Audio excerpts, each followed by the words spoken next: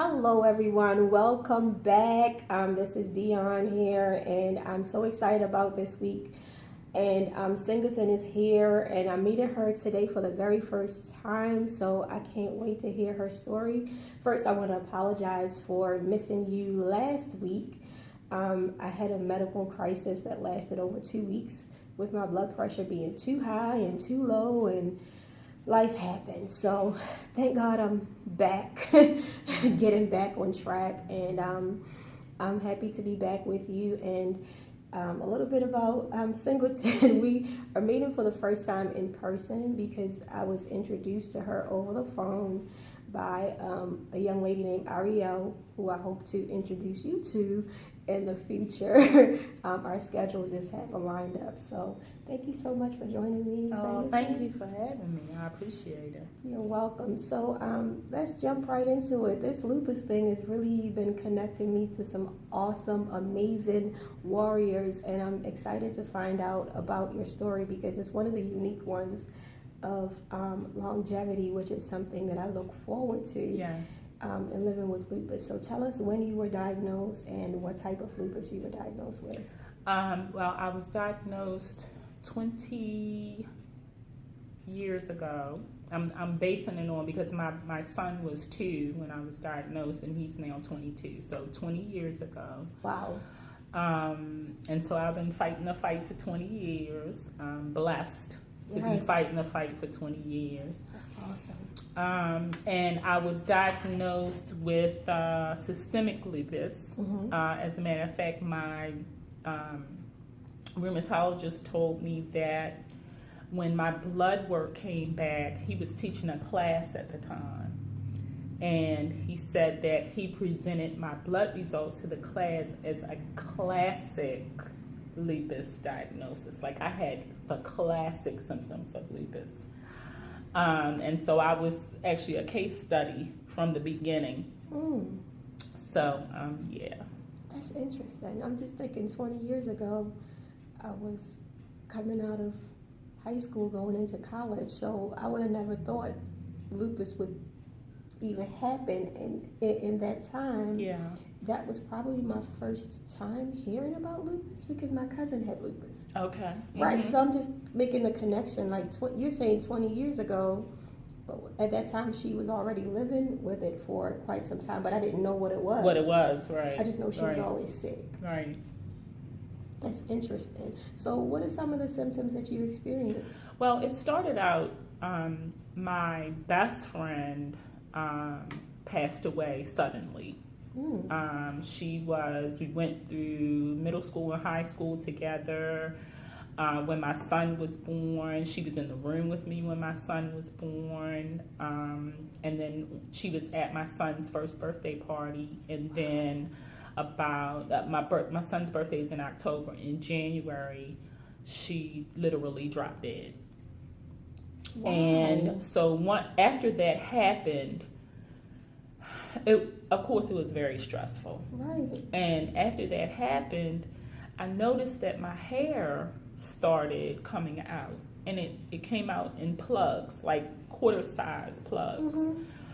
And so I made an appointment with the dermatologist, of course, to go and figure out what in the world was going on. And he was giving me injections in my head, actually, to try to make my hair grow and giving me this special shampoo, and I couldn't get a perm, and it was just a lot going on. And then about maybe a month after he had been treating me, I just literally woke up one morning and everything was stiff.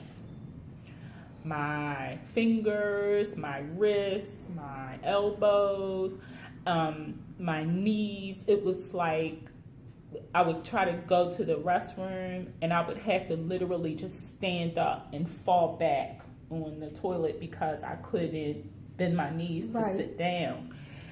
And it just so happened that I had a dermatologist appointment that day. And so I went to the dermatologist, and when I walked in his office, he said, "Why are you walking like that? What is wrong with you?" And I said, "I don't know if I pulled a muscle, if I bent the wrong way." I said, "But my whole body is just stiff. And so he said, something else is going on here. He was like, yeah, this might be something else. This might be discoid lupus, because I was having the hair falling out, but it was coming out in round circles. Yeah. And so he said, I would like for you to call your primary care physician and go and see your primary care physician. So I went to see him, and then it kind of started like, okay, what's wrong? And they kept doing, they tested me for Lyme's disease. They tested me for another something that has those kind of symptoms. He was prescribing this, prescribing that, prescribing this. And, you know, it wasn't going away. And then it turned into just periods of exhaustion. Like, I was, everywhere I went, I just felt like I could get down on the floor and just lay down. I could sit down on the bench and just lay down. I would have to come home from work every day and take a nap before I could cook dinner, before I could play with my son, you know. And so I just kept insisting to the doctor, something is wrong. Right. Something is wrong, and I don't know what it is. And so finally he said, all right, well, let me refer you to a friend of mine who is a rheumatologist. Okay. And let him run some tests and see what we come up with. And that's when my relationship with my present lupus doctor started 20 years ago. Wow. And I went to him. He did all the lupus testing and everything. And I remember going into the lab, and the young lady that was taking my blood, and I just broke down crying, and I said, you know, I don't know what this is, but I had a 2-year-old baby, you know? And so she said, it's going to be okay. It's going to be okay. And so, of course, it came back, systemic lupus. Did they say positive ANA? Because that's like the classic thing on the blood work. Right. And what a lot of people don't understand is when they do a complete blood count, when they draw your blood and do a complete blood count, lupus will not show up there. You know, there is a specific set of tests that have to be done, right, in order to, you know that that's what it is. And so that's what it is. And so that day I got a prescription for Plaquenil. Classic. It's not even designed for lupus. It's for something else. Yeah, but that's what they use for malaria. Yeah. Exactly. Did y'all hear that? A medicine for malaria. Malaria, yeah. And so, you know, I very early on, I said to my husband, to my mother, to my mother-in-law, you know, they were all, oh, you know, what's going on? So you say you talked to your family? I came home and talked to my family. Everyone, of course, was very upset because nobody knew anything about it at that time, you know, at least my family members. And so what I decided very early on was that I was going to do whatever the doctor told me to do. I was going to take whatever he told me to take. I even joked with my husband, and I said, look, if the doctor tells me to go somewhere and stand on my head, oh my gosh, I'm going to go somewhere and stand on my head, but I'm going to deal with it. Right. You know, whatever it is, I'll deal with it. You had that head-on approach, like you're going to handle this the best way that you can. Right. Right. And so it just started out from there. I had different things that would happen to me. You know, my ears had these black marks on it. I mean, just little weird things. Like I would get the little red round circles in my palms that would itch. And then, you know, so it kind of took its, you know, after I was diagnosed, it was like, then I started noticing. So we keep having these mishaps, and this is like real life situations. So I'm going to keep it going because things happen in real life. Just like with lupus, we keep it moving. That's right. When things happen, we keep it moving. That's right. And we don't let anything stop the show. So you were saying that you basically had some circles in your hands. Did you ever have your hands peel? Because I had that where my hands would literally shed its own skin. It was almost like I was an animal changing its skin? No, I didn't have that It's experience. just the actual just the little red circles. They would itch and then they would dry up and peel. Okay, yeah, I had so that. And then so just different little strange things. Like my lupus affects my skin and my joints. Okay. So my experience was a place on my body would itch. Usually my legs or my arms would itch. And I would scratch it like mindlessly. And then I would look down and it would be this weird looking rash. And so then my doctor was trying all kind of salves and, ointments and things to try to help that. But once I was on the Plaquenil for a while. How long before it started working? Because I think people think that's like a Tylenol, but that normally took months. Right. It took months for me. Yeah, it was about maybe 6 months before it, I could really feel any kind of difference or things that were happening kind of calmed down. My skin kind of calmed down. They initially put me on arthritis medication because my joints were hurting so badly. But because I have high blood pressure, and I don't know if a lot of people know that most arthritis medication, along with ibuprofen, is nothing but sodium. Oh. It's, if you look to see the ingredients or the name other than what the brand name is, it'll say something sodium. I never noticed that. And so I was on this medication and my blood pressure went out of control. And so finally the doctor said, it probably is your blood pressure medication. And I had talked to a friend of mine who just had arthritis, who was taking the same medication. Wow. And he said, the doctor took me off of that medication because it was making my blood pressure out of control. Ding, ding, ding, ding, ding, Oh. And so I went back to my lupus doctor, and this is what I said. I will take Tylenol. I can't, I don't want this to have high blood pressure problems like this. I can't afford that. So when my joints hurt really badly, because I can't take ibuprofen because my stomach won't handle it. Right. And that's also another issue that it could cause is mess up your kidneys. So it's almost like darn if you do, darn if you don't. Exactly. So, he was like, okay, well, you do the Tylenol and see how that works for you. And that was like 19 years ago. Oh, wow. So I don't take any arthritis medication. I don't take any steroids.